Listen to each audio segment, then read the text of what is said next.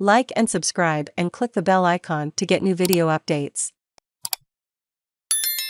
Opinion police mistakes in Uvalde should not take focus off the real issue. Guns, please send the police now.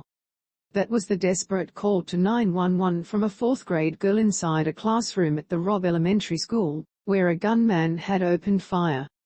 It was one of more than half a dozen calls, at least 2 from students, made to 911 over 78 minutes. They described the unfolding horror and begged for help. As many as 19 police officers were gathered in the school's hallway, but for more than 45 minutes no effort was made to breach the classroom door. The incident commander believed the gunman had barricaded himself in the room and that no more children were at risk. It was the wrong decision, period, said Texas Department of Public Safety Director Stephen McCraw.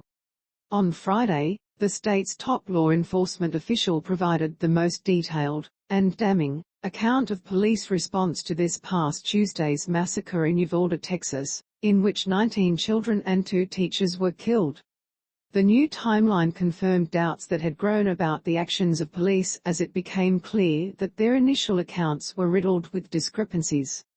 It also exploded the trope, so frequently offered by opponents to stricter firearm laws, that the best protection from mass shootings is a good guy with a gun.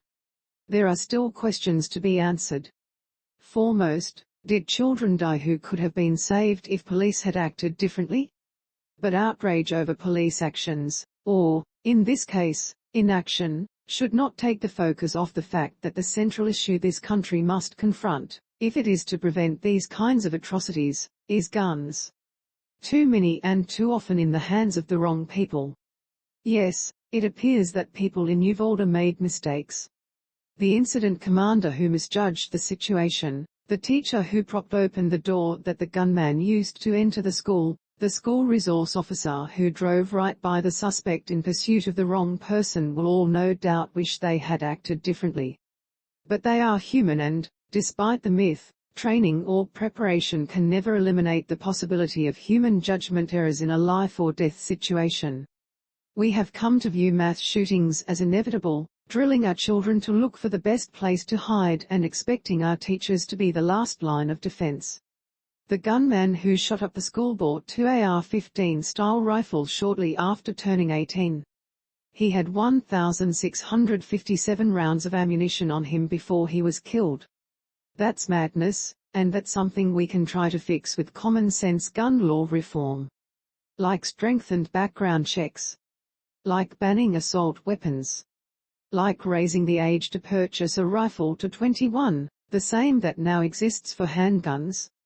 A small group of Republican and Democratic senators are working over this holiday weekend in an effort, seemingly blessed by Majority Leader Charles E. Schumer, DNY, and Minority Leader Mitch McConnell, RKY, to try to hammer out a compromise on new gun laws.